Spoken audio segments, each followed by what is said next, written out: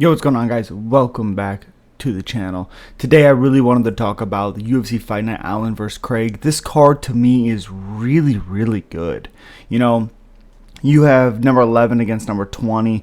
I don't think you really should look at the rankings. Rankings sometimes can be a little bit misreading, but on the ground with Allen and Paul Craig could be a lot of fun. Striking is where it becomes a little bit more of a mismatch for Paul Craig. Don't think his striking is that great, even though he has for surely made improvements. But on the ground, it's a super fun matchup right there.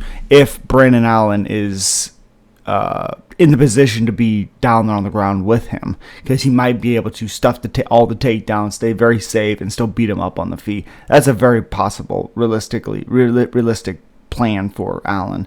And then you have Matthews, who's been in the UFC for a very long time. 25 total fights at 29 years old. This will be his 26th fight.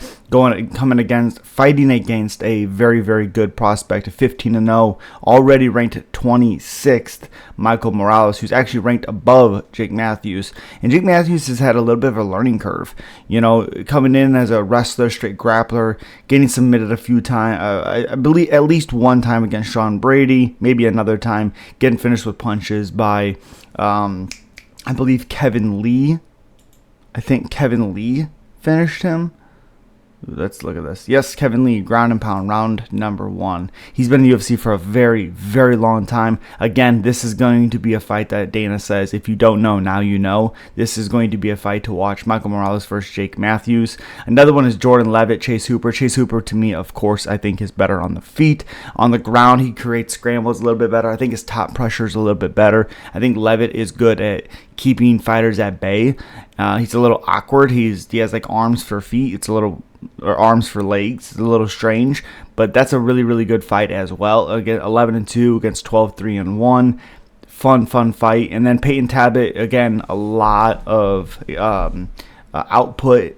That's it. Like when he fought a Contender Series, Peyton Tabit had a crap load of output. That was his very first decision win.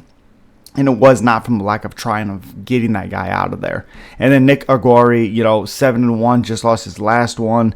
Again, it's a big step up for him, to me personally, even though he's had a fight in the UFC. I think Peyton Tablet is the best fighter that he's fought, bar none. And then Amanda Ribas has kind of been that fringe, women's fighter. Luana Pinheiro, who's kind of been on a bit of a tear, slowed down a little bit with her striking wise. She's looked a little bit more human, but that chin of Amanda Ribas has failed her a couple of times. And then you have Uros Medic and Jenny Parsons, which is absolutely going to be violence. I don't know if Uros Medic has just found a new home at welterweight. I did like him a lot, and I did call that fight to a T, 1000%, that Medic was going to have a lot of success against Matthew Summonsberger. Didn't call the TKO just because no one had done that to Matthew Summonsberger, but I said he was going to be a problem if he was able to find his timing. And he found it, and this is another perfect matchup. So you realistically could have 1, 2, 3, 4. Even the Cesar Almeida, Christian Leroy Duncan could be an all right, crazy kickboxing matchup. You could have 1, 2, 3, 4, 5, 6, 7, 8, 9, 10, maybe 10 really fun fights out of 14 fights. And even I included this one too, but yeah, 10 out of 14 fights. The only one that might not be great is Lucy Podoliva versus Aline Perez. Nicholas Moto, Trey Ogden might not be great. Amanda Ribas, Luana Pinheiro, I don't think is going to be crazy exciting, but maybe. I don't think so. Leavitt, Hooper, I don't think will be crazy exciting, but I do think it's going to be, again, another one of those fights on the ground that's a lot of fun. It's going to be a lot of Chase Hooper when they're standing on the feet, pushing the pace, a lot of output, a lot of kicks, a lot of straights like he did in his last fight. This card is very underrated to me.